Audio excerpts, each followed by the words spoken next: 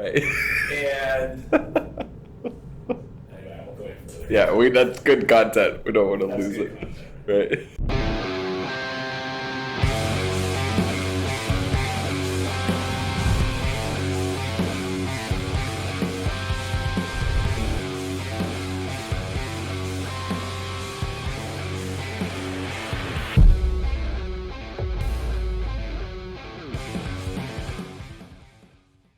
So Chris Sear, welcome. Thank you. This is the ANR Design Unholstered podcast, episode 22. And Chris Sear is the CEO of Team O'Neill Rally School. And we had recently just taken day 1 and 2 of the intro rally package with you guys, which is awesome. And thank you so much. But Chris, tell us a little bit about yourself, your background, and what led you to this place. Oh man, yeah. It's try not to keep it too long-winded. Thank you for the intro. So yeah, my name's Chris Sear. I have always loved rally racing, and Team O'Neill is the premier rally school in the country, and most of people don't even know what a rally is. So kind of usually have to start with a rally is getting from A to B as fast as possible using a standard vehicle, is what most rally racing is. If you think of the top level rally racing, they have ridiculous cars, but what we train people is how to get from A to B as fast as possible. And usually it's on a dirt road or a snow-covered road or something like that. So I get to run that facility where we train people how to do that. And ultimately, my passion, my goals, everything I have known about since I was a teenager was rally racing. So I got the bug when I was young, and I have used that as a motivating factor for pretty much everything in my life. I went to college when I was 18 in Wyoming, so born and raised in Colorado. Went to University of Wyoming for college, 18 years old, freshman in college, undecided major, but I had a passion for rally. That was kind of the only thing I knew I wanted to do. So I decided to get a degree in business and figured business guys were the only ones that got to afford to go racing. So it's like, if I get a business degree and learn how to run a business, I can afford to race a car, probably is what my thought process was. So I switched my business to major, and at that time there was a company recruiting on campus called College Pro, and they're a franchise structure to learn how to run a house painting company, but you're learning how to run a business through a house painting company franchise. So I applied to do that and went through the process and learned about it. And again, their pitch is that you can make a bunch of money in a summer, right? So it's like, okay, I can make a bunch of money hopefully this summer running this house painting business, which I'd never even touch a paintbrush, and build a rally car. And ultimately that led to learning about business, and I was the hardest thing I've ever done running a business at 18 years old. Never running a business, never had painted a house, learning how to do marketing and painting and all that stuff. But again, my goal was to build a rally car. So did that, and I did it every year through the rest of college. And so built on what I learned the year before. And I even extended my college. I took a semester off, so it was 4.5 years of college. So I did my house painting franchise for 4 years, and I just doubled the size every year. And by the time I graduated college in 2009, it's peak of the recession. Everyone's freaking out. Everyone's leaving college with no jobs, and I was making some really good money. And I was like, but I wasn't passionate about painting. I wanted to still build a rally car. So, I was hit one of those moments in life where I'm sitting there. I got married the year I graduated college, so I met my wife freshman year of college, and we went through college together and got married and made some good money running a house painting company. I had painted over 200 houses with 30 employees my senior year of college.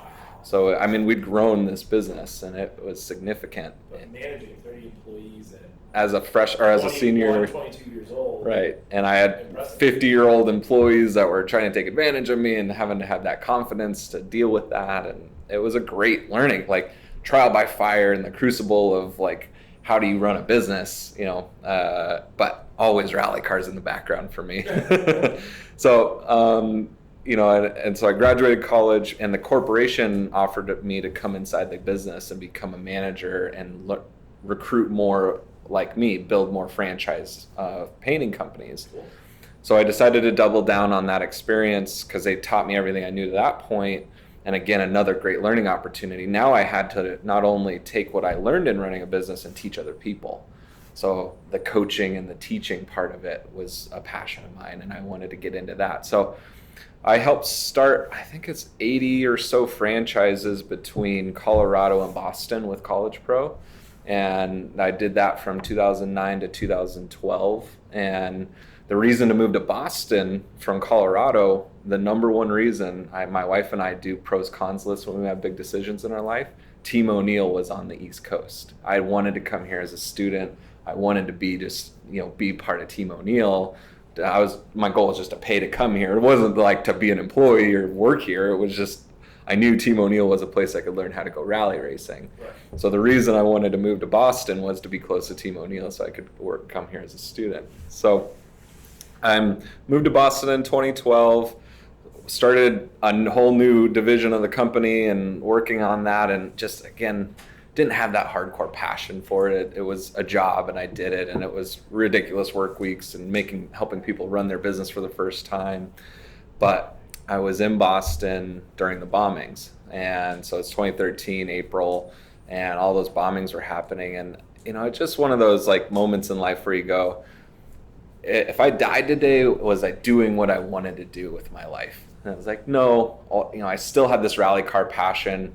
I'd been 8 years of running businesses and doing business, but I hadn't had the chance to actually, do rally car racing still. I just kept choosing business and developing myself. So I sent an email to info@Team O'Neill saying, is there any way I can help? I'd love to trade you some maybe business coaching or anything I could do.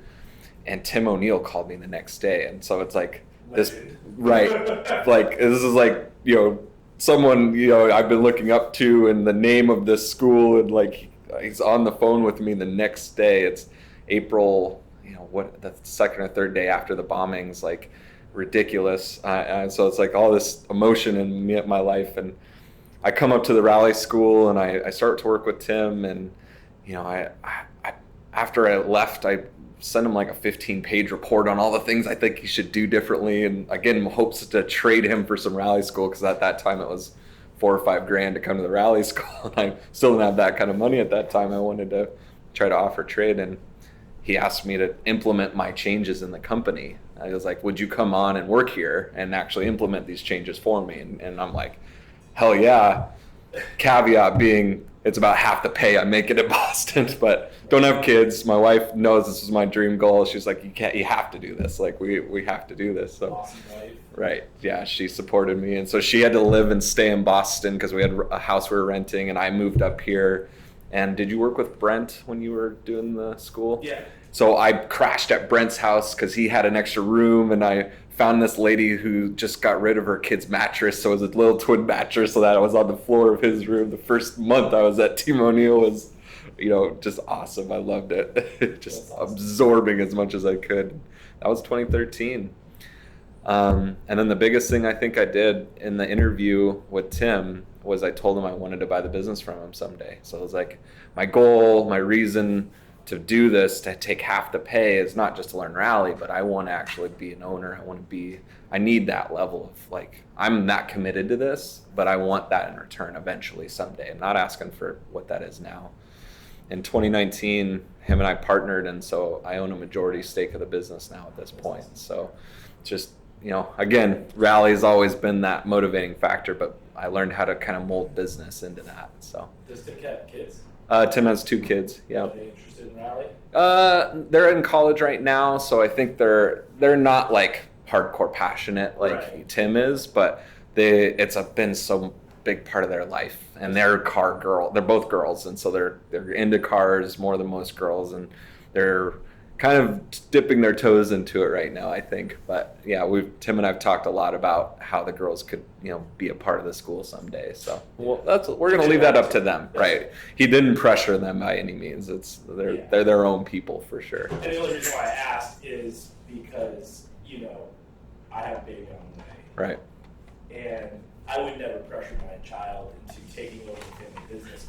But I would hope, part of me, like, this kid's going to grow up in the shop, grow up learning how to make holsters. It's going to push a burden around here. Right. Learn core values. Right. And, I'm doing, like, some people, I've always asked, like, anyone, why are you doing it? Right. For me, my life goal has always just been, I want a family, and I want my own business to support my family, and if my family chooses that they want to be part of the business, I want that as an option for them. Right. So that's the only reason why I asked. If Tim has kids, if that conversation's been had, right. his name is on that. Right, on the door, right. But that's awesome. It's really great. I have 3 kids as well, 6, 4, and 1-year-old right now, and it's this. I have that same feeling. Like I'd love for them to be a part of it, but I definitely don't want to force them. And they're gonna see and be around more than most kids could ever get access to. Luckily for us, but they could not. They could be interested in something else completely, and just hopefully I have the ability in life to support them to follow their dreams. That's awesome. Maybe it'll be this, maybe not.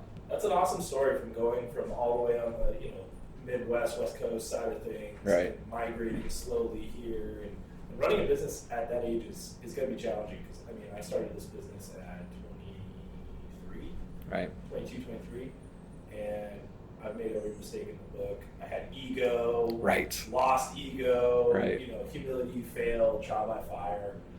The older I get, the more I realize I know nothing. Right? It's just you lose you gain humility and you lose that confidence. Yeah, you start off like it's definitely something to be proud of when you're like 23, 24, 25, running a shop. Right. And you do get a little ego, like, well, some people that I grew up with, there's actually a lot of people I grew up with that keep tabs on where I'm at. Right. And I'm like, I haven't talked to them in 10 years, and then I'll go home, go to the bar one night when I'm visiting my parents or something like that, and I'm just people like, dude, we've been following the business page forever. We're so proud of you. And I'm like, damn, people really do give a shit. Right. And it's really like rewarding feeling, but it's one of those things where you're just like, shit.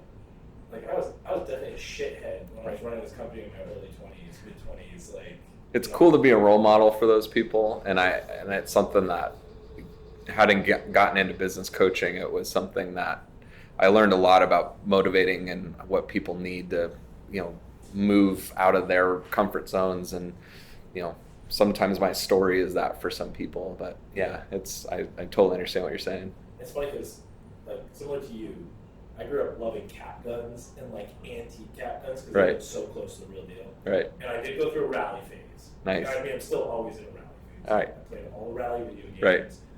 Subaru WRX. Right. The original Bug-Eye, when that came out, I was at the Boston Ski Expo. Right.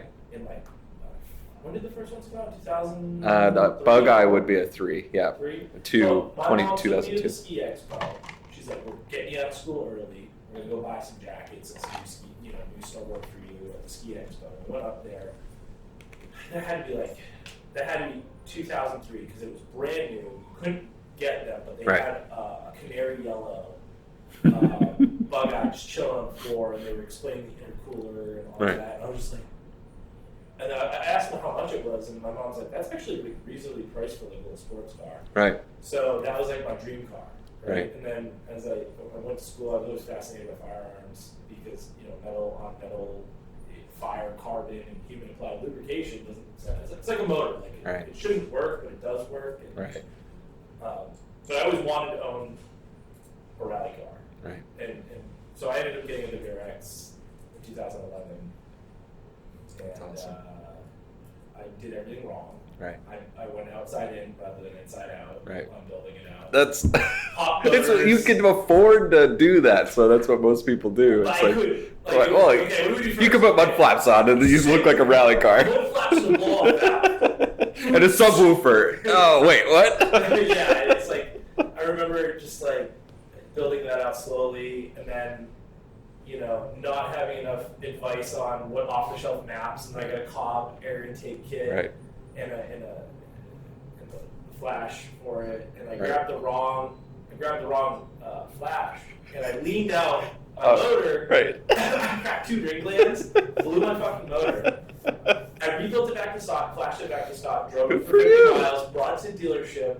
I said, I think I have a boost leak in my intake the hose for the intercooler hose. Right. Because the factory hose at the time was like a really stiff silicone, right. Not even silicone, it was like a stiff plastic. Right. And then they had these rubber silicone end boots. Right. Well, if anyone knows anything about Subarus, they have oil pass through, blow by, whatever you want to call it. And the oil from the motor eventually dissolves the glue on those little rubber end caps. And those actually are boosted failure. So if anyone ever buys a Subaru, the first thing you do is change out the fucking intercooler hoses to a really nice high-end silicone. Right. And put better hose clamps on it, like T-bar hose clamps, and just run it like that. Right. Right. Don't. Right. Yeah. So I did that, and they rebuilt it under warranty. But they were like, hey, so... Something's weird about this. They're like, one thing's a little weird though. You have brand new springs and bolts on your exhaust downpipe flange to your catback. Well, that's weird. There's something weird going on here. I was like, I don't know what you're talking about because I had a downpipe. Right. I had I forget what company, NVIDIA downpipe. Yeah. Catless downpipe. Yeah. And they're like, what? Right. What's going on here? Because I broke the bolts. Right. Taking it off the original. And so I bought a new bolt kit. And they're like, do you have a brand new gap? Oh yeah, I don't know, I had a rattling sound down there. I was trying to tighten that broken bolt, so I just replaced the whole assembly. They're like, oh, okay. So it was rebuilt under stock, and then I brought it to Bren Tuning, got it tuned, built it out, blew that. I think I made it to 87K, and I was on the highway going to SIG for a meeting. Yep. And I heard a rattling sound, and it didn't sound like motor. Right. At this point, I have a 404 all-wheel horsepower, 428 all-wheel torque, and I'm dropping to third, doing 80. And I think it's a heat shield. I'm like, all right, let's just see if it's like rod knock. Right. Like, I had a boost spike to like 25 pounds, and a piston went through the block. Oh, man. And I just watched, and then the Right. hissing sound. Right. And the best part was, well, the irony of it was when I cracked the hood, and I look under and it's just oil and parts. Right. The EJ25 badge, that the cast of the motor, Yeah. had blown off with the piston striking it, and was sitting right on top of all my nice engine dressings and shit. It's just like, how ironic. Right. That's like worth keeping, right? Like that's I kept it. It's somewhere. The right? desk guy. Yeah. I ended up, Never forget. Yeah, I ended up going through a company I won't name because I wanted a Manly high tough built block, and Manly was like, we're out 12 weeks, and I was like, this is my daily shit. Right. And my buddy Eric would build. He was a master Subaru tech, and he would build out locally, rent out, help all the local dudes with their cars. Super good, built good motors. Had a nasty Spec B. I don't even remember Super models. It was a Spec B. What was like the mid-size sedan that they turboed? Oh, the Legacy. Yeah, it was a Legacy Spec B. Right. Japanese model. Right. And he had like a 500 horsepower one. Right. The real Subaru guys typically didn't do that with the Imprezas. They liked taking a Forester or a Legacy or something and making it ridiculous. And that's, so he was like the go-to guy, but I was adamant that I wanted this Manly high-top block, right? He was like, dude, let me build you one out. I'll put the parts list. You order it. It only costs you $2,500. And then I'll charge you like $500 extra to build it. And then I'll do the install and everything. And I was like, no. And I went through this other company out of Boston. They had a copycat block built down in Florida. Oh, wow. And the guy that built it didn't machine the ends of the rods to fit, and didn't even hand crank it. And I didn't like. I was like, why does it not fit its speed? You can spin a block freely with your hand, and it wasn't. I was like, whatever. So we ended up assembling it, and on startup, it cracked the block. Oh my god! It had rod knock on startup. It's so interesting to hear that from the East Coast. I've heard the same exact kind of story in Colorado when the Subaru culture and everything. I think it's a nationwide problem in the 2000s, right? Of like, someone knows a guy, and there's a cheaper way to do it, and Subaru's, it's like if you kept it was actually the best way. If you keep it stock and just daily drive with that version, and then if you want to play with another version, maybe so they shouldn't be the same car. Right, and that's the thing though, is that you kind of had the company at a point where it's like, okay, this is gonna be a company car, rapid. Right. So it's gonna be cool, and so it was all, like some of the parts worth spending some money on. Yeah, so like company credit card paid for the parts and stuff like that. I was really stoked about that. So I got startup, and I was like, shit. So what happened was I had gotten a new set of heads off a kid in Lowell, Right. needing drug money or something, Right. and there was only a delete for the TGVs on it. I was like, cool. We rebuilt it, and then just on startup, the pistons were dragging and the ring glands were dragging the cylinders, and that aluminum particulate that came loose got under the valve seats, pocket valve seats. So the new heads that I had just refurbished and rebuilt had to get machined, and I looked at all the costs and I was like, I'm fucking done. Right. And I went back to the guy that I bought the motor from. I was like, this is a bad motor. Here's why. And I had 3 different shops diagnose the motor. Right. And write letters to the credit card company. I was able to get the money back. Nice. And then I ended up just partying out everything. Right. And just Burns you out at that point. I found some dude down the street that was building a Honda Civic, and I gave him the rolling shell. I gutted everything, sold most of it. Gave him the rolling shell, and he goes, "Well, can I have the title?" I was like, "Yeah, just give me a copy of your driver's license or ID so I can submit it to insurance and say that the car's gone." And he wouldn't do it. So he ended up taking the shell but never got the title from me. And my business partner called me and said, "Hey dude, I just saw your shell on its way north." And I'm like an hour north and it's just cruising somewhere right now on a flatbed. And I was like, "Oh, what Up to Canada. And then I said I'm never gonna buy a fucking Subaru ever again. Right. It's not Subaru's fault we fuck around, but we end up fucking around and then blame the brand. I'm gonna blame the brand. I've seen so many piss white smoke off. Well, I mean, we all know, and that's the one thing. It's a very valuable car. Like, the price you pay for what you get for the performance is actually a really good deal. Yeah. As long as you understand what, at 120,000 miles, you're going to have a head gasket problem. Yes. Right? And so just at 110,000, you can change your head gasket and you will never have a problem. And right. Don't boost it, overboost it, and don't ask more. Don't flash it. It's not a Porsche, right? You spend Porsche money on a Porsche, you can go and turn everything up, and that's what you expect. Yeah. But or like a BMW 335xi. Those can factory tune those and leave them stock and get another 85 horsepower and 105 all-wheel torque or whatever. Right. But yeah, I just if I had just changed my hoses, left it stock, I'd probably still be driving. Right. Because boost leaks on that hose is a big deal for me, because the shop sells boost leaks all the time. Right. So I won't touch that shit again. Now I'm on a Toyota, and I paid someone else to build it, and I paid someone else to warranty it. Right. So when it breaks, it's their problem, not mine. And Right. I can't wrench on cars anymore. Yeah. No, I luckily get to do it for my job, part of my job, but it's something that you get disappointed more than most of the time, I think, and that's the hard part unless you do the right, pay the guy that is the expert or. And you guys have a full-time mechanic crew. Right. Because they break daily. We put them through the test, and I mean, our fleet is 70 deep now between our Ford Fiestas, our Subarus, our BMWs, Jeeps, and Toyota Tacomas.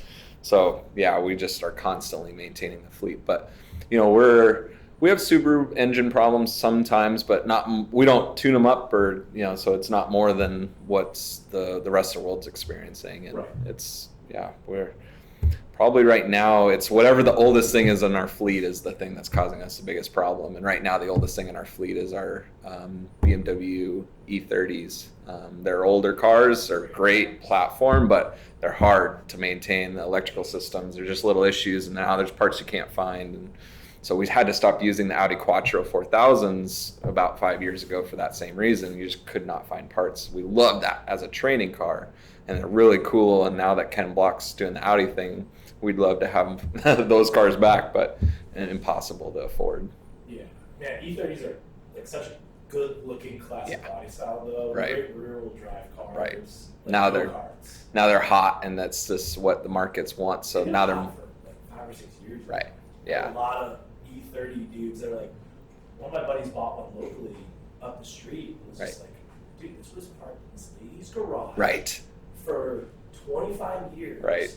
And it's in mint condition, and she winterized it, or her son winterized it, and it's only got 35,000 miles on it, and she wants $1,000. And I'm like, what? Right. That's crazy. Like, why don't I ever bump into these deals? Because I would have loved to have an E30 at some point. Right. Because the wheels they're such a, the curb weight is so light on them. And they're a perfect platform. You tell it what to do, it responds really well to you. It's balanced, they're a great platform. Yeah, Wyatt the other day hit me up. He's like, "Hey, so are you throwing your truck around Right. rally style?" And I'm like, "Are you doing pendulum turns with your truck?" And I was like, "No, because I never got to that point in rear-wheel drive vehicle in class. I guess I could put on all four-wheel drive." I just had the truck tires swapped over to Duratrax. Nice. I had KO2s on, Right. and they were ass. Right. But I don't think it's KO2's fault. No. Because the company that built my truck put E-rated tires on the Tacoma. 33-inch KO2 E-rated. Weird. So my truck's weight, Right. fuck up. Right. My truck's weight doesn't compress the tire enough to have a good contact. Yeah. Pitch. Those tires should be awesome. Those are like known to be one of the best tires. So. And I hear all these dudes like KO2's are the best, and I'm like, really? Because I almost die every time I touch Right. black ice or that's something. snow. 12 inches of powdery snow, couldn't go anywhere. So then I just had my tires changed. The guy's like, I wanted more of a snow-rated tire. Right. So I went with the Duratrax. This dude's like, bro, you don't have E-rated tires back here, right? Like, they're 75 pounds a piece. And I'm like, I've been pushing around E-rated 33 KO2s on a 17-inch wheel this long. No wonder my gas mileage is Right. shit. When I go up to visit you guys, I'm Right. going home back through the notch. You know, it's like Right. really gradual slope as you come Right. back to the notch. Yep. I have to drop to 5th gear Just and to I get have a pedal through. commander just to keep climbing up that gradual incline because the elevation, I just don't have Something's enough wrong. oomph. Right. And I'll actually start decreasing speed if I'm not over 70 miles an hour. And I'm like, my power to weight ratio is so wrong. Right. Yeah. Do you have the wrong tires that's probably the biggest thing that we say at the rally school. You shouldn't even come to us if you want to learn how to be a better, on-road driver. Have the right tires on your car for the conditions that you're in. Like, we'd rather you not even come to Team O'Neill. If you want your daily driving to be the best it can be, tires are the first thing that you should spend your money on. Have snow tires in snow markets. If you live in snow, you should have a set of snow tires and you should have a set of summer tires if you want the longevity for your rig, and it's just the best investment you can make. Unless you get 4 tires. Yeah. That just run. You can do all seasons if you're doing if you live in a city and you're just, the plows are probably going to get to most of it and you're not going to rural areas very much, and you could get away with the all season Get a thing. good all season. Yeah, get a good all season, but you got to replace them sooner than they recommend to have any benefit in the snow. That's the most people fail to understand about all seasons. We say they kind of suck in all seasons because you can't have one of everything, the perfect solution. But if you have a good all season, what happens in a few years is your tire, the rubber gets too hard, and so you have no grip in the snow again. And so you need to replace them. Even if you have tread, it's actually how hard your rubber becomes, and that's what is the problem. And the factory, OEM tires that you get on those vehicles are rock hard. Right. And absolutely. And they're great for 80,000 miles. Yeah. That's why they're rock hard. But drive, you're just not gonna have any grip when the shit gets bad. So I want to circle back to, I posted on Instagram the other day, Elon Musk tweeted, a kid can go to school and incur hundreds of thousands of dollars of student loan debt, but they can't at 18 get a $10,000 business loan. Right. Oh, And I saw you got into a franchise early, right, and learned how to run a business. I think the difference between my maturity level at 18 versus 23 was not too far off. I just wanted to drink and chase girls. Yeah. But honestly, I started my business a little bit before I met my wife, and that's kind of when I was like, oh, I know what I want to do with my life. Right. But, how do you feel about that? Yeah, I have a lot of feelings on that, actually. Thank you for bringing that up. I wouldn't say myself, I did a good job reflecting my own age group. I was the quiet guy. I was introverted. I didn't do a good job with the ladies. And, I met my wife on Facebook. And that's how we introduced in college. This was back when Facebook you had to have a college account to even be on Facebook. Right. Right. And so we were both at the University of Wyoming, and I connected with her. And so my goals when I was 18 was to push myself, and it was something that both my parents were blue collar workers. My dad worked at the Rocky Mountain News on the machines at night to make sure the printing presses worked, and it was kind of a shitty job, but it worked at night, and because he worked at night and made more money. My mom worked at a grocery store, and they both retired 35 years at the same job, but they worked so that they could go on the weekends and do something. I didn't want my life and career and everything I didn't want my 40 hours a week to be something I hated just to enjoy the few hours that I got when I was right. So for me, I was young and motivated and focused on making sure I didn't have that path, and that's why I chose to run a business at such a young age. It's tough, I didn't have the goals to go out drinking. I actually didn't even start drinking until I was later in my 20s. And so I don't feel I'm very well reflective of most 18-year-olds. Most have those goals to party, and which is okay. I think that there's nothing wrong with that. But, the whole thing about if you do have the goals to have the clarity of at that time in your life, and rather than spend the money on going to college, take that chance and run a business. Learning through failure, learning by, I'd much rather be $100,000 in debt having learned everything by failing to run a business than $100,000 in debt by having 4 years of college. Absolutely. I was a junior in college in a management class, and the professor had been 20 years as a management professor, but no real world experience.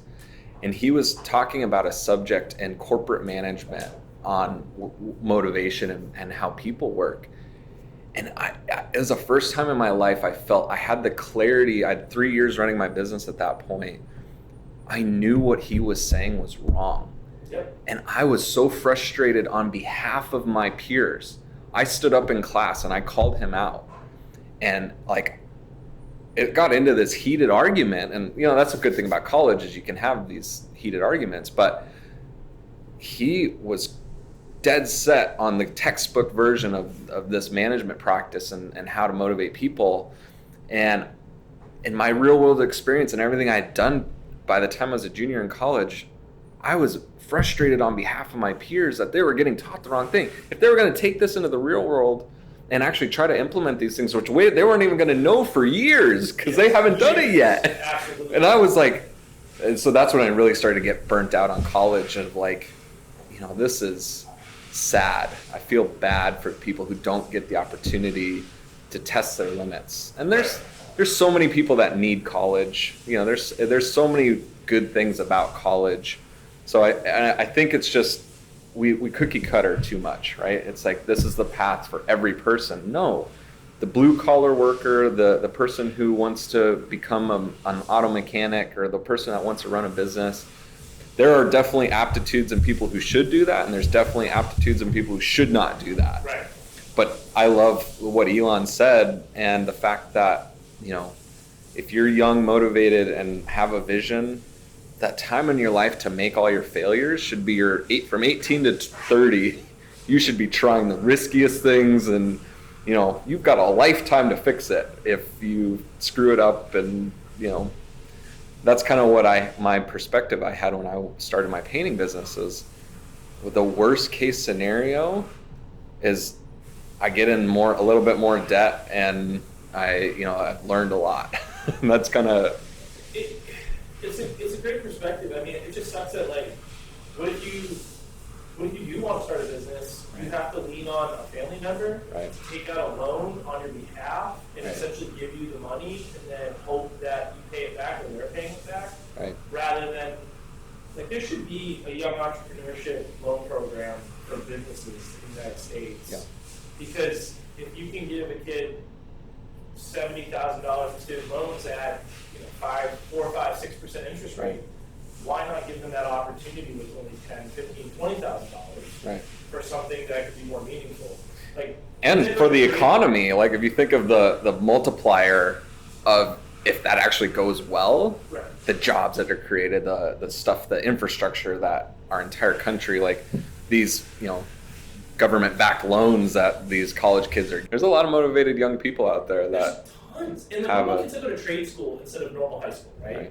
They literally come out of high school, they're smart welders and all these people that could easily start their own welding businesses, or automotive shops. All these people that go to trade schools, and then now after trade school, now they have to work at a shop for 4 years, getting real world experience, which is important too. Right.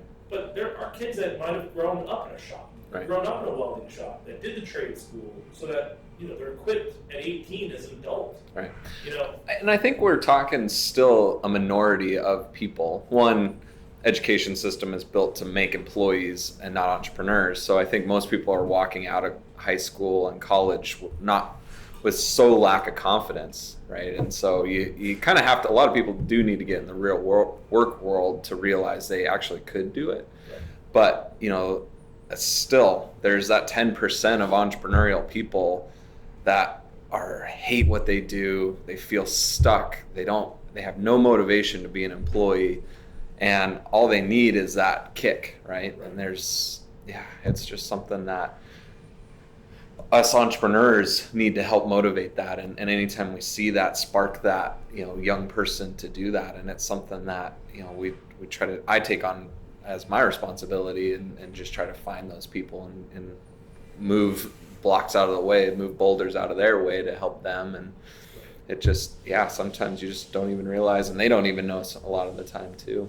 And we're in such an age where starting a business is so easy. Right. Well, in the house painting business, sorry to cut you off, the house painting thing was great because there was no buy-in. The franchise, I couldn't afford to start a business, and I didn't know how to paint a house. So College Pro doesn't even exist today because they couldn't even find enough franchisees to run this company anymore. And so it's something that, right, you have to, it's for a very select few people, and there's a lot of people that had a bad experience because running a business is hard, and they failed and they blame the franchise, but it's their motivation, and they didn't do the thing they had to do. It's an automatic reflex as right. as a young person. Right. Blame not take responsibility for your failures. Right. I mean, sure, we all done it. Oh, right. I mean, even when I first started making holsters, the first year I was making holsters, I had what I believed was the perfect concoction of what I think a holster should be. And then you get, because we didn't have just tension at the time, all this other stuff, it was just cut and dry islands. And you get someone just be and I couldn't afford all the guns to make sure all the guns were real that are going into the test fit holster, so I was using glue guns to test fit, which obviously have some sponginess and give to them. And you get someone oh, this is so tight, or oh, this is loose compared to what I want. And well, I made this the way I think it should be. Right. Deal with it. Right. And obviously, I think I know best as a year one ANR confidence design. problem. Again, it's just, but you make those mistakes, you fail, and then you realize that once you have a couple customer service complaints, it's okay, how do we get rid of this? I mean, we do that every day here. Right. We find stuff all the time here that we're this is a weak point, this is a failure point, how do we improve on it? Right. Even minutia level changes to holsters that people won't even pick up looking at are we added a flange on something that no one's going to fucking notice, but it's going to reduce holsters cracking an area, in a specific area. We're always finding different lifestyles also can cause failures with holsters. It's our job as entrepreneurs to be ahead of our clients, right? It's if we can see something coming and prevent our product or business failure, and the client should never see that, right? That's what motivates me to get out of bed, and it sounds like you as well. How do we get ahead of any of these potential issues? And it's tough. Some things you can't life cycle test in real time without years of someone trying the shit out. One failure point we've seen a couple times, maybe 3 or 4 times since the inception of this business, is with our claws. Someone that sits at a desk job all day long with a larger frame gun, leaned over their keyboard, and that's putting a ton of torque on their belt onto their claw, which bends the claw into kydex. And the kydex will crack. Kydex is just not really that strong of a plastic. It's great because of its versatility in holding, but it's just like any plastic. When you bend it a bunch of times, it'll fucking crack. Right. And that happens. That happens with every holster, for every single holster company on the planet. Right. if there's over flexing of the plastic in an area, it'll eventually fatigue and break. So we saw a couple of people that have cracked in that area. And I'm like, what do you do for work, right? Chad, this kid that I got this back and forth play for banter through the AMAs. Chad brought a holster. We gave him a free holster because he did something funny, and I was like, if you could do this, I'll give you a free holster, right? His holster eventually.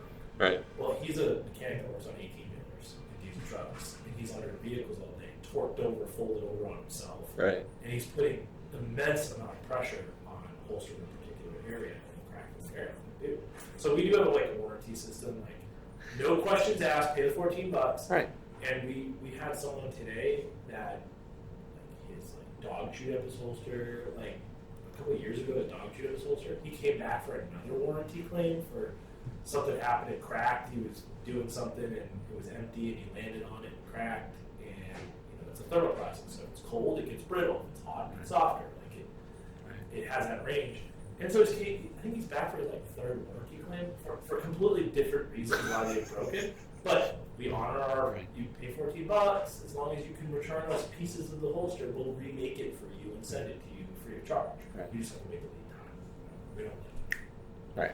But we're small businesses, but it's, in my perspective in business, it's not about how things go when things are going well. It's what you do when things go bad, right? Are you honoring your agreements?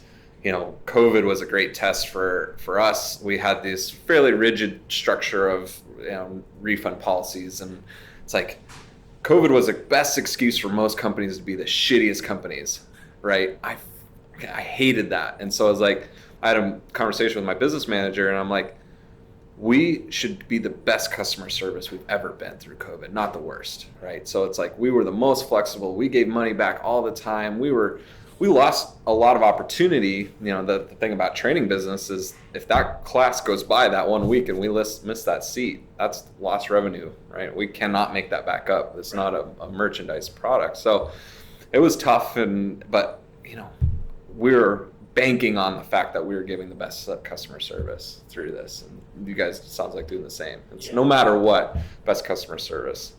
Yeah, absolutely. And that's super important for us. Like Johnny, my business partner, mans our chat function at night. Right. And he's answering in real time all the time. We have really good customer service. Now, the nice thing is I've always maintained control of certain social medias and no one else has, which gives me optics into how certain managers shop or people that are interacting with customers. So I do get feedback from people that are like, I sent an email through the website or a call or something that's not getting back. Maybe it's not customer service's fault. Maybe this person entered in their email address wrong, so it didn't reply, and it doesn't actually get to them, whatever. So I'm able to have a certain level of optics.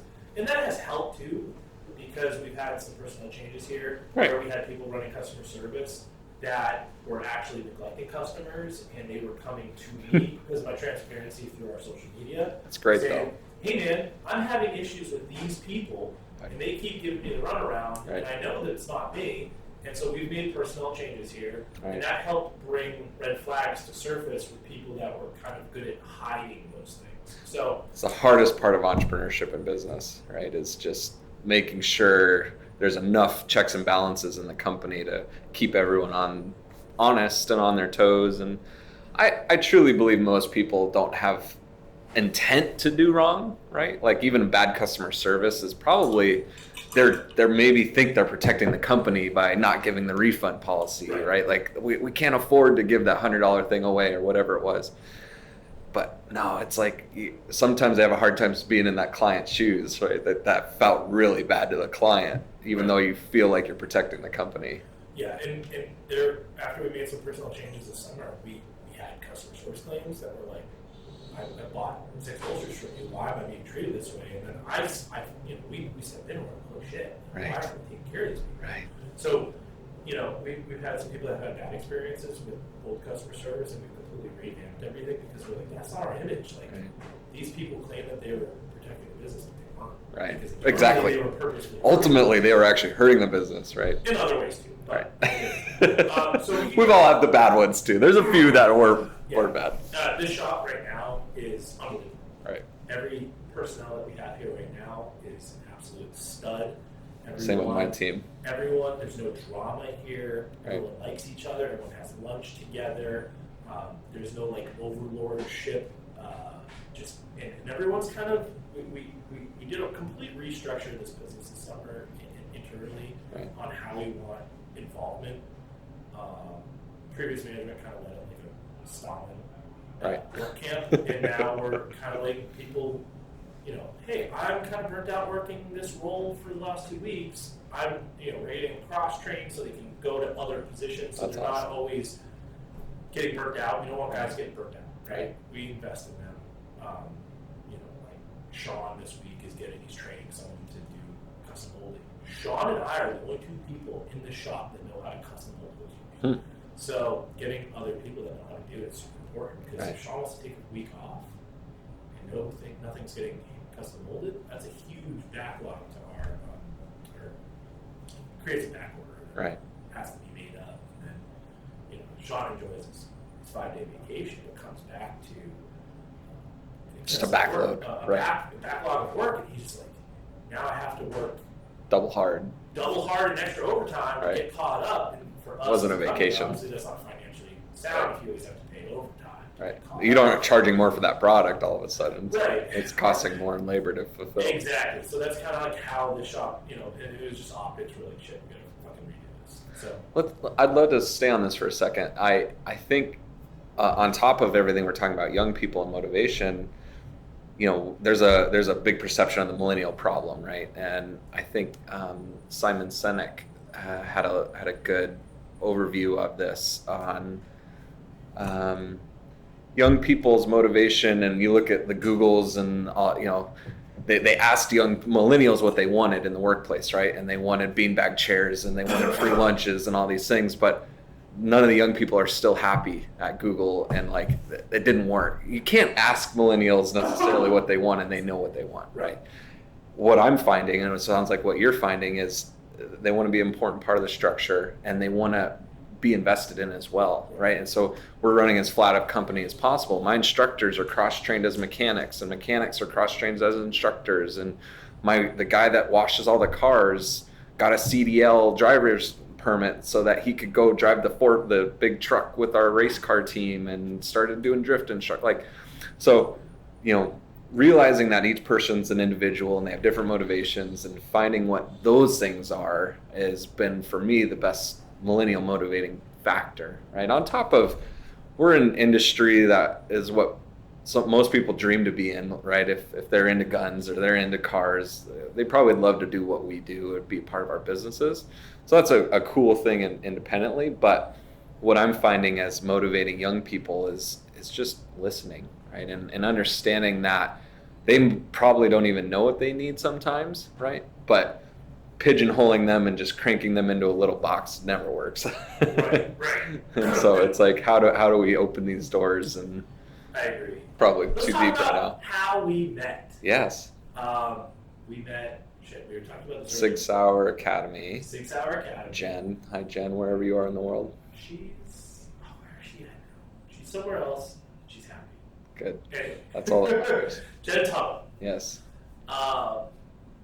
We won't get into too much about the Sig Rally car stuff. Yeah, no, we had a partnership with Sig Sauer Academy for a while, and we had a rally car at their facility to help build our profile into that world. We, the firearms people and the car people, very similar usually, right? Like car people and gun people are fairly similar. So started with that, and Sig Sauer Academy being here in New Hampshire, good connection, and kind of helped get us into that world. And yeah, it's kind of 2017. Yeah, 16. I was at training, 16, 17. Right. You were there for meetings, optics, whatever you guys.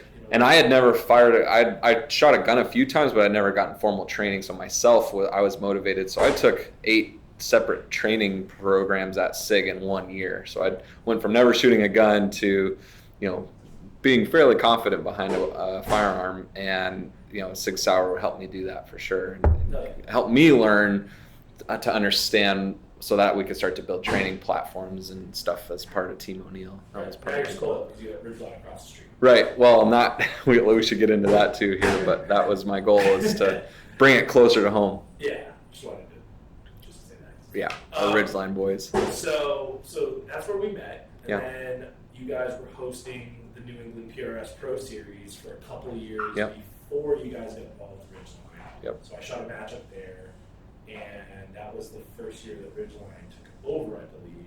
Right. So Alex and Rudy were help running the PRS side of things during the match. They had those goofy blue shirts. Right. Could tell who they were. Yeah, it was just like, now after knowing both of their personalities, that bright blue and white Ridgeline shirt does not match their personalities. Right. And like hearing Alex's surfer, cool guy, Massachusetts blended with some weird, he's got like an essence of West Coast, even though he's from Mass. And then, Rudy is Eeyore. Right.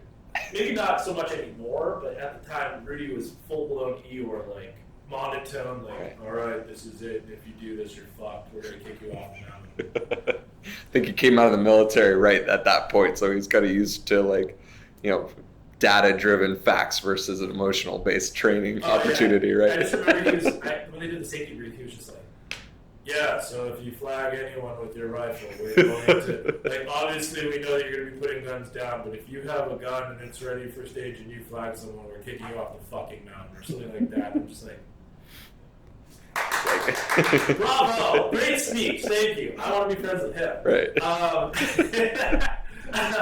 And I was just like, damn, okay. But I didn't know the backgrounds. I just thought, at that time, for some reason, PRS to me was like a little goofy back in the day. And Dustin Coleman from Coltac introduced me to the sport, and I shot that match. And then I didn't really do anything with it for another 10 months until Minuteman Precision Rifle Series popped up in New Hampshire. Yeah.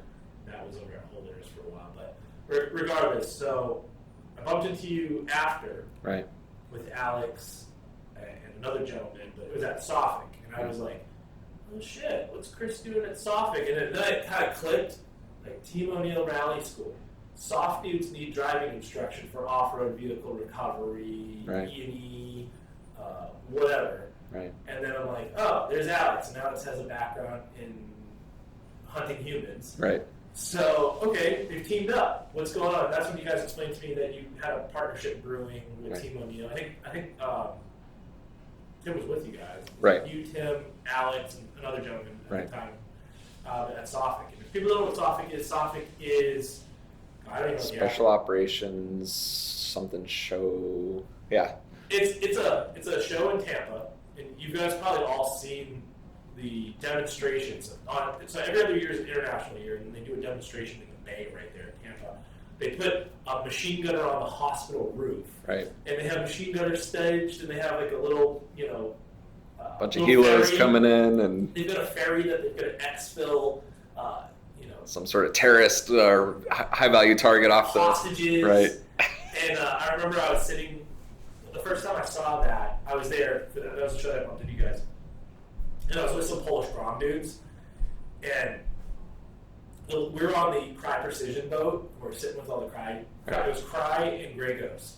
And we're sitting there on their boat, hammer drunk, drinking beers. And the little birds are flying by. Black Hawk comes in. And I was with some Grom dudes, and they're like, This infill is too slow. Why are they in the water so long? Why did they drop them so far away from the ferry in the water? And then when they start fast roping, he's like, they're roping too slow. Right. This is too slow. We need to demonstrate this. And I'm just like, okay, guys. These are the Swift boys. Most of the guys that are doing the demonstration, Travis Haley was probably a part of it. Most of the Swift dudes are just became Swift dudes, and they got fake cans, and then when the gunboats pull up to the docks, you see their families clapping and hugging, you did such a great job, honey. It's a fun demonstration for the dudes that just got into SWIC. So it's kind of we're training, we're still learning, but let's show some capability. It's really funny. I know, having no experience and background in the military, it was a cool thing to see when I was there as well. But yeah, it's something that we're motivated, and Team O'Neill's been a part of training those type of guys for a long time. And so it's since the beginning. So 97 is when Team O'Neill started formally training people. And my favorite story from Tim, our founder, was he traded some Russian New York City rally enthusiasts a chance to do a rally school to build him a website because he knew he wasn't going to get Northern New Hampshire clients to pay $5,000 to go to rally school. He knew he needed to get massive exposure. And he is a veteran, and he knew Americans are the worst drivers in the world, especially in the 90s. So his thought was that this might also apply to our military and special forces guys. So he said on the website he built that he trains security drivers training, which he had never done, but with the goal being that he might find a client base there. And it was within months of setting up that website, he got his first call. And so it was, we need to be able to keep that as a high priority and train, manual drivers, how to drive a manual transmission, how to drive fast on a dirt road. There wasn't really anyone doing that in this country. And so we were able to build a client base almost immediately from the inception of the rally school. So we've kind of always built up these two sides of our business, the civilian, just rally racing side, the Travis Pastrana, Ken Block, Go Fun Have rally racing, and then at the same time build up this, being the best driving instruction in the world for anyone at the kind of tip of the spear. So it's really grown just word of mouth type of business since then, and that's gone really well. It might be a question you can't answer, but what percentage of the business is? It's about half and half. So it's really cool that we can be balanced in that way, so that it's something that when our government changes and whatever political thing happens at the time, we're not 100% dependent on that. And that was honestly why I got hired, because it was 90% when I showed up. 90% government. Yeah, so we were, and they're great to work with. They're the clients are fun. They're very motivated. It's a definitely different client base working with those guys. So when we get to work with those guys, we like it, and Tim liked it. So we spent all this time focused on it. 2012, the sequestration, the government shut down for 6 months. Tim lost a massive amount of his business. And so that's my timing of that email to info@Team O'Neill early 2013. He was looking to balance the business out. And so me being an ignorant, non-military civilian that wanted to build this rally side of the business just happened to be perfect timing, right? And so I came in and was able to help grow that profile of our business on the retail side. That's cool. Life is all about timing. Right. Just, timing and luck. I spent the time to build my skills, but I never could have guessed that it would be that moment in time that needed to all work together. And for people listening, the amount of volume that they do for the government side, I'm pretty sure there's not a time that I've showed up for a PRS event that there weren't spooky boys driving around in the morning, getting a couple laps in before people go up mountain. Right. Tries to be like 2 weeks. So 2 weeks a month is one, and 2 weeks a month is the other, retail and government. So our goal is to try to be kind of balanced that way. That's cool. And when we did the driving school, there happened to be a group of dudes there for government work. So it's super cool. It's funny, I have a lot of friends in tier 1 units and stuff, and when they saw me post about Team O'Neill, like, oh, we're doing high school, like, one of my buddies is like, man, I fucking miss it. I need to go back. Right. I need to put in a ticket or a rec for driving school for some of our new guys that haven't been, because I just want to go back and drive. That's the coolest thing about us having done this now 25 years is, these grunts that were coming through now are decision makers, right? And so that's been really good for us. Is like, I remember 15 years ago when Tim they've got stories. They wrecked a car or did some crazy thing that Tim helped them train, and it's been now just paying dividends, being able to survive this long and be still here, and now we can train their next level of whoever it is. And it's super cool to me that New Hampshire is as diverse defense and firearms as it is. I've been shocked to learn about you guys, SIG, Wilcox, a ton of small businesses like myself here. Right. I've talked to dudes overseas that are like, super foreign dudes, barely speak English, and they're like, I've been to Lebanon, New Hampshire. And I'm like, why? Oh, we've done mass shooter scenarios where like part of the town is involved in these small, I forget where it is, but there's a part of like Lebanon, Vermont border where like part of the town actually are props for SF dudes to train in mass shooter scenarios. And I'm just like, what?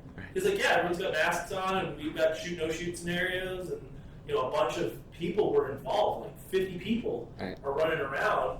And I'm just like, what training? I forget the name of the training company that does that, but I was like, what? And they're just like, yeah. There's like a climbing center here, like a world-renowned climbing center that we've heard guys go to, and it's just amazing that there's all this infrastructure here for you get driving, shooting, the SIG Academy, you guys at Ridgeline. So let's talk about how you guys and Ridgeline get linked up. They're across the dirt road. Right. Yeah. So I guess I'll take credit for this.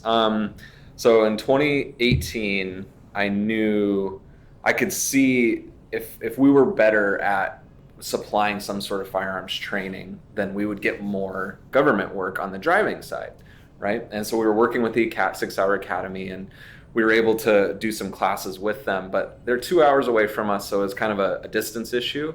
And then the other issue is their training is kind of mandated by each one of their instrucors, right? They have a cool decentralized training platform, and it's awesome for the amount of training that they do. But the biggest issue that came for Team O'Neill is that we're actually really good at structured training. So it's like on day 1 at 10 a.m. you will do this maneuver, and then at 11 you'll do this maneuver. SIG's more decentralized, which is good to be able to react to the clients that are in the class, but our clientele wasn't used to that. So my goal was to take the firearms training in-house. So in 2018 I was working out the deal to buy the rally school with Tim, or be a partner with Tim. The money that we had bought the rally school with, or Tim had bought the land to run the rally school with, a guy built a shooting range across the street for like old school cowboy action, 6-gun shooter. It's called the Dalton Gang, is what he built. He's 85 years old. The Moonies, Don and Nancy Mooney, hey guys, how you doing?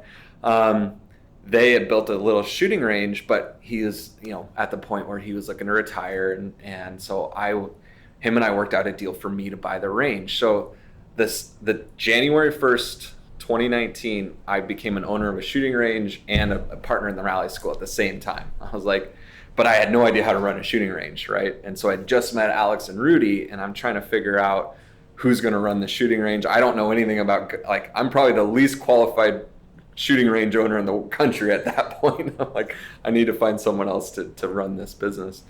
And so I worked out a deal and had them come in and start working on building up the range. And I'm working on the school, and Alex and I are working together a little bit. And every kind of month I'm kind of realizing this is just not my world. I love it. I want to support it. And so by 2020, Alex and I worked out a deal. So I sold him the range, and I got out of the ownership side so that he could do his vision and build what he needed to. But that was my goal, was I wanted to have a range across the street so that we could supply the training to our government clients, and that we could build packages for anyone that wants to do high-end driving, high-end firearms training in one location. So now between the rally school and the range, we have about 700 acres of land that we could do just about anything on. So, and there's a whole mountain in that 700 acres, 1,000 feet of elevation gain that we can use. So our goal is to be the most advanced training facility in the country, for anything that we could use that infrastructure for. Yeah, and Ridgeline's been doing huge moves over there. Right. They got their container little villages getting built. Right. Littleton has decent infrastructure, so you do have restaurants, grocery stores, you do have the hotel there. Right. I hope that, I think Alex talked about bunks getting put on site, which will save a lot of transit time, because the time you go from Littleton to your facility on the back roads is what, 15, 20 minutes? 20, 25 minutes, yeah, and then especially if it snows, or it could be exponential from there. If you have a rental car with crappy tires, you're going to not even get there half the time. I've never not seen someone get stuck on that big hill on that really right. hard 90. When I've left the school, or Ridgeline or Team O'Neill in my truck. So yeah, that's a real deal. So I think that's like the last big piece of the puzzle is helicopter access and bunks, a rack house for the dudes. We're 25 years into like this awesome year one, right? It's like, oh man, it's like finally things are really coming together. But man, Ridgeline's doing a great job there. So amazing. The infrastructure, at least for the training side of things between firearms and driving, it's pretty excellent. So that's kind of what Alex and I have talked about. We've had 25 years to perfect our craft. Alex has to catch up to 25 years in like 2, right? So he's just drinking through a fire hose constantly trying to provide the same level of firearms training that Team O'Neill can provide in the driving world, right? And so his skill and instruction is there, but the infrastructure isn't, right? So he's just trying to catch up on all of that as fast as he can, and he's doing a great job. I mean, they have a really heavy training regime. They have a really heavy traveling training regime, so they do a lot of traveling and training. That's for more mill LEO and soft stuff. They have a good customer base for firearms training. We got calls every once in a while from them. It's like, hey, we've got this unit from this country. Can you make X amount of holsters by Monday for us? Because we need holsters for their guns. And we're like, oh, yeah, okay. It's great to have a partner like you for that. I remember talking to Alex about that specifically. Is like ANR has really come through because they didn't have the right low vis setup, and that's we're doing Rattler training for vehicles. Can we get a handful of your Rattler holsters so you guys can run them low vis? Yeah, okay, cool. What do you need? Tomorrow? Right.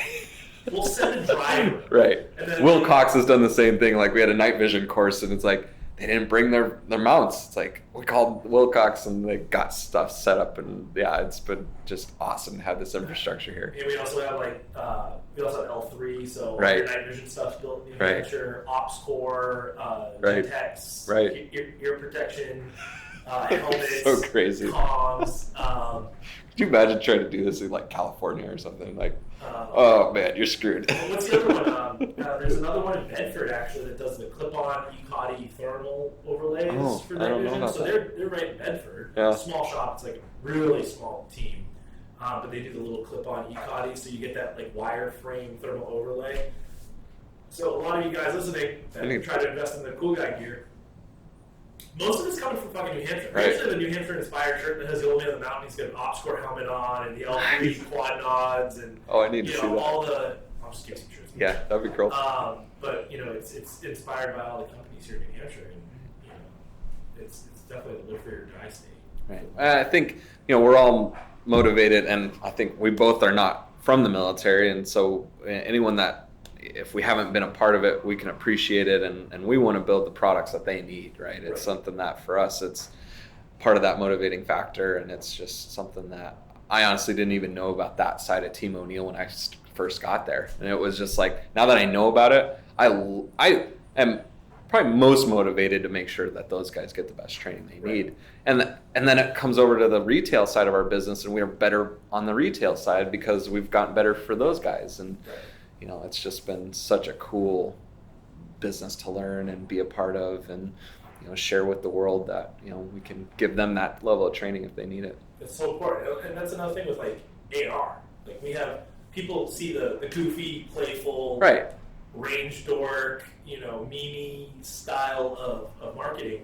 And one thing that we can't really talk about is a lot of times when people are like, oh, why did you make this bungee retention system for your holsters? It's dumb. It's like, no, actually, we were asked to do It's not for you guys. We sell it to you because we have part availability. Right. Like the Rattler clamp holster, people are like, why would you ever need this for a low bit? Right. It's like, all right, I can't tell you who it's for, but it's operational in 3 countries, and it's used. Someone's buying it. And blah blah blah blah blah. Like the Anvil Ukon, people are like, oh, sight radius. It's like this is literally on SIG guns, on SIG contracts for 2 countries. Right. Oh well, who? Well, you can't talk about it. Right. Like, we don't want to lose the business, right? And there's an OPSEC. Right. Keep your fucking mouth shut. Right. And so it does kill me when this company's like, oh, I trained this tier 1 unit and did this. Right. It's kind of like you lose that level of there's a reason they need the training, and they're probably not talking about it for a reason, right? Like we try to lead by their example, and we've asked before. The one thing I will never hesitate is to ask.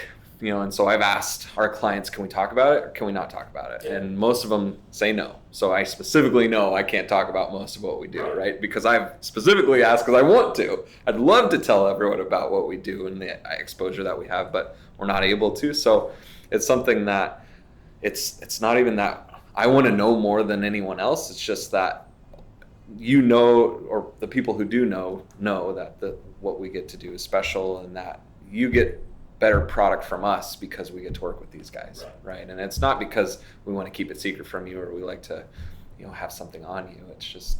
There's ways to drop hints. Right. If everyone from this conversation, if you're in the world of the government, then you know what we're talking about. And if you've been around enough and seen enough, you realize that, we're talking about some special people. There's subtleties too, like even in this video, there's a Union flag the size of a fucking car behind us. Right. That might be a backup camp flag somewhere. Right. Someone's camp. So, you just you can get it. If you're really motivated, you'll understand. You can figure it out. Right. But it's one of those things. It's like, we're doing this. Like,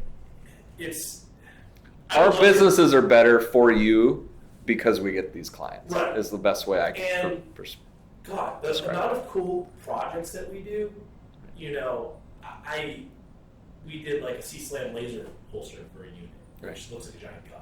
Right. And people are like, what's the weirdest thing you've ever done? And I had it, hey, can I just post a picture of this? And like L3, because this thing's like a class 5 laser that can blind 737 pilot if you pointed at them. Right. And L3 gives me no battery pack, obviously. Right. And they're just like, but off of an email from someone overseas that's like, you need to give this to Alex, and I just drove down the street with L3. The lady had it front desk for me, didn't even sign it out. Like, I didn't even sign for it. She's like, oh, we know your shop is. You can have this as long as you want. Right. And I'm just like, oh, is it? Oh, it's discontinued. You can take pictures of it. Oh, sick. Okay, cool. Right. And it's like another opportunity. L3 just rolled up to headquarters and took that off them. But it's stuff like, I understand on the social media side and the marketing side, if we were able to publish who we actually work with, would it bring in more customers that are like, oh, they do cool guy stuff, or maybe even more units that are like, oh, okay, they are. But then there's more subtleties too. Like we have 7 NATO stock numbered products. So if people don't know what NATO stock number is, if you see a gun or if you have a Cat 7 tourniquet on the molded inside, it'll say NSN. There's NATO stock number and national stock number. The national stock number is the U.S. side. NATO stock number is like the all of NATO side. So any country that's part of NATO has access to these parts. So if someone it's like essentially like a library of available parts. So someone's like, I need holsters. They type holsters. And okay, I need a Glock 43 holster. And they're on the NATO side. Our Glock 43 inside the waistband holster will pop up because it's NATO stock number. Right. And that's cool. And that's something that we actually have to like laser engrave the NATO stock numbers on and stuff like that. And so some people might see those circulating. So that's always interesting. The other side of it is like, you can't get a NATO stock number unless a unit submits it through the Department of Defense. Then the Department of Defense calls you to confirm numbers, make sure everything's good. And then once that's published, then you were provided that information so you can actually start marking the goods that are NATO stock number. I'm still waiting for our official paperwork to come in, but I know what all our numbers are for some of them, and we've had 4 countries NATO stock number stuff at this point. So another subtle flex of we do government business. Kind of part back to running a company, like going back to the initial conversation we had about this. We've been in business long enough that we've gotten exposure to these things, and we're kind of keep surviving till the next big opportunity, right? I think you're saying that's kind of what you're implying is like we just try to keep churning butter until someone calls and it's another huge win because another group knows where it exists and we get another chance to be exposed to something, and all this stuff is really cool. But I remember coming to Team O'Neill initially and being like, how can we not tell who we're working? Like, this is such the best marketing tool. If we could say X, Y, and Z group, and there are companies who use that, used by this group or used by this certain military branch as their marketing tool. It's like, now I know anyone that says that, they're not being used by them anymore, right? They used to be used by that company. And they've been P&G'd right. because they don't keep their fucking mouth shut. Right. So I don't want to be that guy. So yeah, like traveling, like if I'm like in the headquarters town that's pretty, well known for, oh, hey, I'm here. Like, it's kind of, you can do that. That's fair. Right. And I've talked to some of the dudes, and it's like, what can I talk about? It's like, oh, you're visiting this town. People can put two and two together if they know enough, right? I mean, I've even talked to distributors in Europe, and I'm like, they're like, we don't even want you to say what country you're working with, let alone like what branch of the military you're working with. Like, we don't want anyone to know that you're making holsters for this entire fucking country. Right. And some sort of, it's whatever their decision to make that keep a secret. It's, I don't know what they're doing. And that's been probably the biggest thing for me working with Alex is he was in the military for as long as he was. And he can give me a much better perspective of the reasons, right? And that's been so valuable for me to understand, okay, here's why even the Team O'Neill drivers training is valuable and what's happening downrange and why the parts and the tools and the things that we're using in a certain way. We've never had that perspective. We've just been lucky enough to have the product that they needed. I have a much better understanding now of how they're using it, and then we can get a little bit better. And that's probably the biggest feedback I've gotten from the government, because I'm not afraid to ask, but I'm like, how can we be better for you? And their reply is, you do what you're going to do and we'll tell you if you're good enough for us.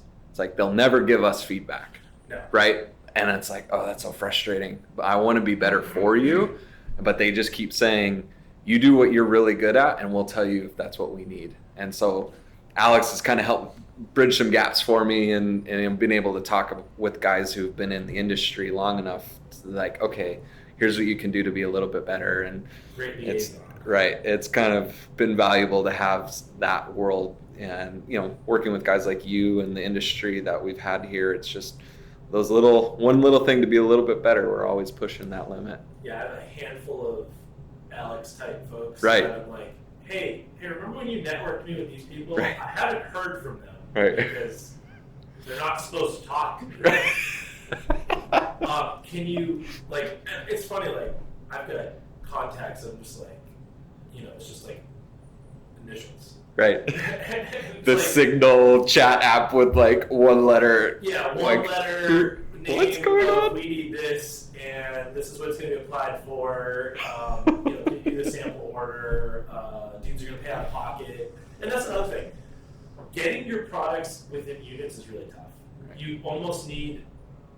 It's also taboo to like give stuff away. Yeah, you can't. You can't. Because if they get free stuff, and then it gets pushed up the chain that they received free stuff from a handout from something, right? Then it's off the table. You've affected government contracting and right. Or like, oh, the PM didn't submit it within the 30-day, 20-day timeline, and they had to resubmit it like 6 other times with a letter to push it through or something like that. And it gets difficult. I mean, some of our international clients, I cultivated those relationships for like years. Right, yeah. Before even having the opportunity to provide samples. Right. And then after samples are handed off, it's gonna, some person back at camp needs to check this box. And then someone leaves. And then one day you're like, oh, here's an $80,000 purchase order from this country through a distributor. And that's another thing people don't understand in the technical business side of like goods. Is international. Like, when you work with a country, you can't go direct. Right. Like, at least in the U.S. side, they have credit cards and they can work with U.S. businesses inside and they can go direct using, like, their allowance spending. So we've done that. And then there's ways to navigate that. Like, if it's, like, 30 or, like, in every unit, in every segment or squadron within a unit has a different practice. Like, oh, well, if we order 10 of the same thing, it has to go to contract. And then there's times where we like made 10 different SKUs or. We should see if your group is interested in like business, government contracting business. We could have a whole different conversation and podcast probably on that specifically, right? It's like navigate that.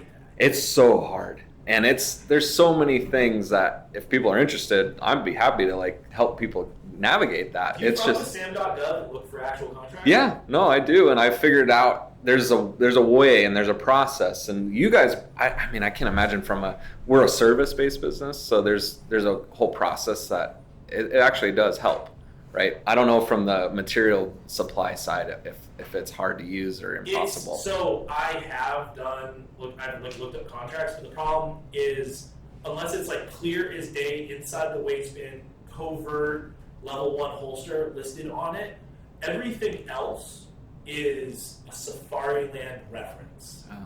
It's Safariland or equivalent. Right.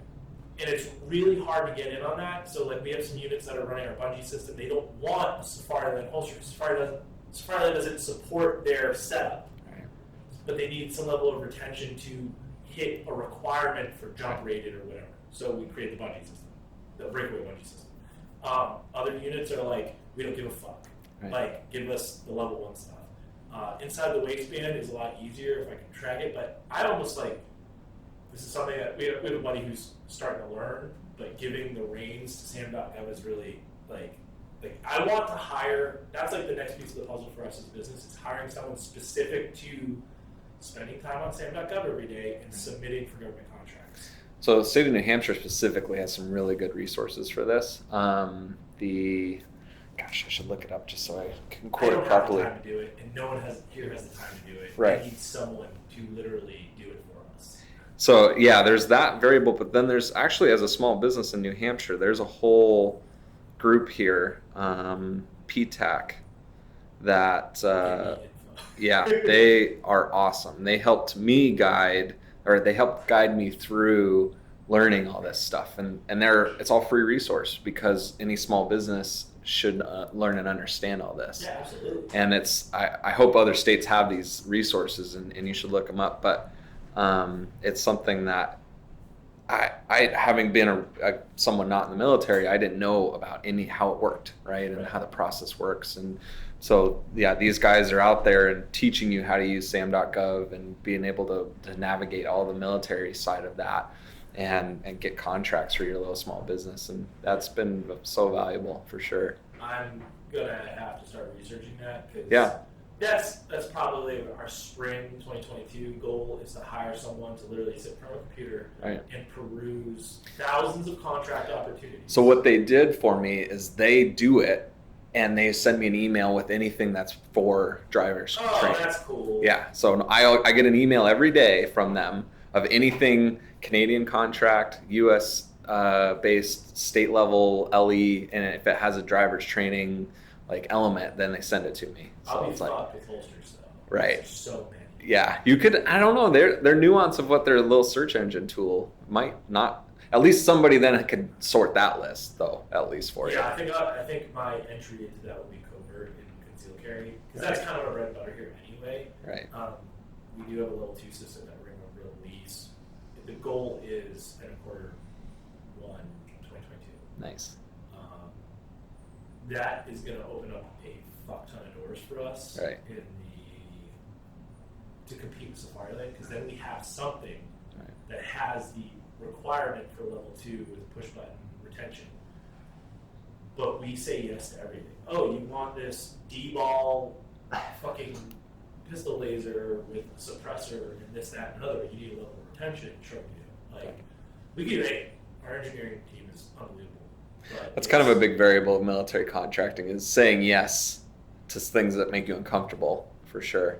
Because you have to you have to get that chance to prove yourself. And so you might be doing something you're not fully comfortable doing, but getting yourself in front of those people. And then for us, we found then we could teach them why they asked was wrong and how we could make them ask better questions in the contracts. Yeah, I mean, we have some stuff that we've been sitting on for like a year and a half that we just need to get done. Right. We have a breaching, we have explosive, Right. we have inert explosives here. Right. I swear to God, it's inert. Like a tape charge that we're supposed to make something for. Right. And I'm just like, fuck, we need to get on that. But Right. you know, with COVID and the government shutdown, and no military units coming to us, we kind of like backburnered some military projects because we're Same like, thing you we know, did. they grounded most units for the beginning of COVID. Right. And then we now are trying to get caught up on the CNC operation side of producing holsters for all the new guns and lights coming out because, and that's the thing, I think COVID really fucked over the industry as well because all these gun companies spent their entire year just trying to keep up with production still, Right. and nothing has really innovated in the past 2 years in the gun industry. Everything's kind of been on freeze because people are still buying guns left and right, buying ammo left and right, and stockpiling essentially. The retail side was, yeah. So when, like, you talk to, I have friends at SIG, and I'm like, how many 365s are you guys making a day? And they're like, orders of magnitude of, you know, 60, 70,000 pistols or something, whatever, maybe a day, a month, whatever, right. the whatever timeline is. They're like, I'm like, are you guys coming out with anything new? And it's like, I mean, we it. have new stuff, but I mean, it's not important right now because everyone's just buying what we currently have, you know? So it's like COVID, the government shutdown, all this really put a fucking setback. Right. Even on the military side, the units being grounded, their budget's being soaked up, and or they have too much budget and then it gets absorbed at the end of the year because they're not spending it on stuff. So that's fun. You get a lot of PMs just being like, yeah, we have a budget for you, but it might change tomorrow. And you know, we lost opportunities because their budgets get cut because they're not doing anything. I think that's probably one of the most important variables of what we're talking about. And if you're going to pursue government business, is you have to have some other line of income, right? If you're 100% dependent, too many things in the world change too fast, and those budgets disappear, or teams can't move all of a sudden. And it's like, yeah, I mean, we will set aside whole weeks of training. And then they call us on Friday and say they can't come, right? And there's nothing we can do about it. And it's like, that's the same thing for you, right? Like, we have all this stuff committed to helping you, and then all of a sudden something changes. Luckily, the mill side's only like 10% of our business compared to how strong we are on the consumer side. Nice. So the consumer side's obviously been our bread and butter, which is Good great. for you. That's awesome.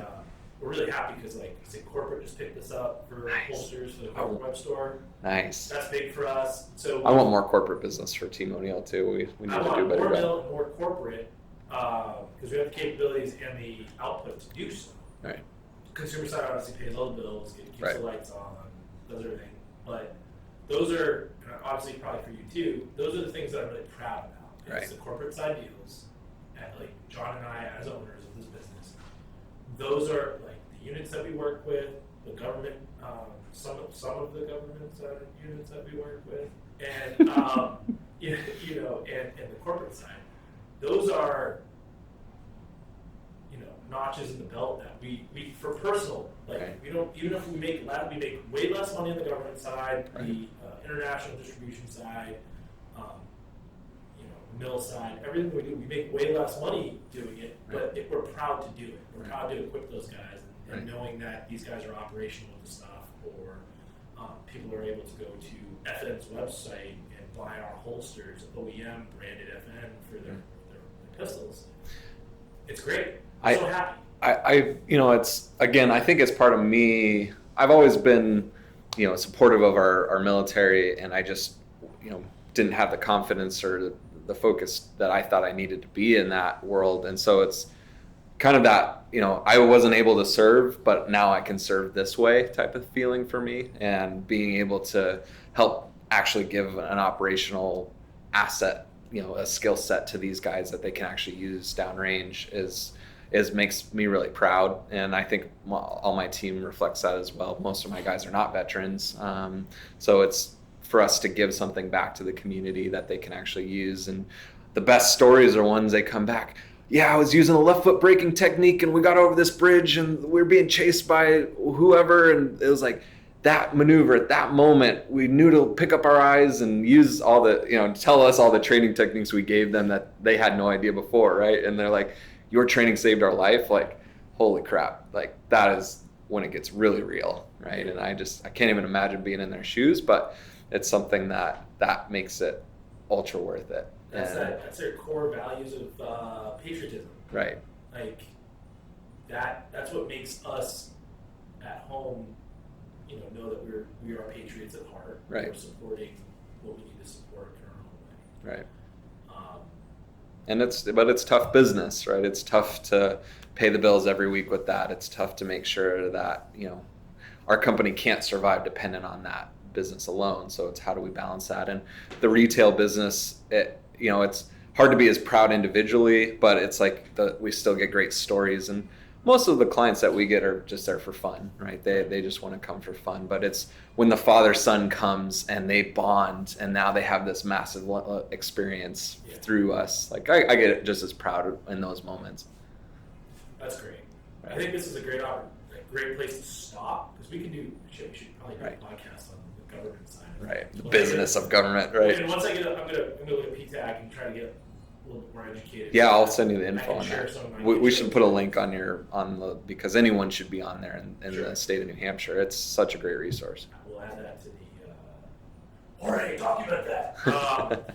So yeah, we'll call this the end. This is cool. The end of episode 22 ANR Design Unholstered podcast with Chris Sear, CEO of Team O'Neill, the legendary rally school out of New Hampshire.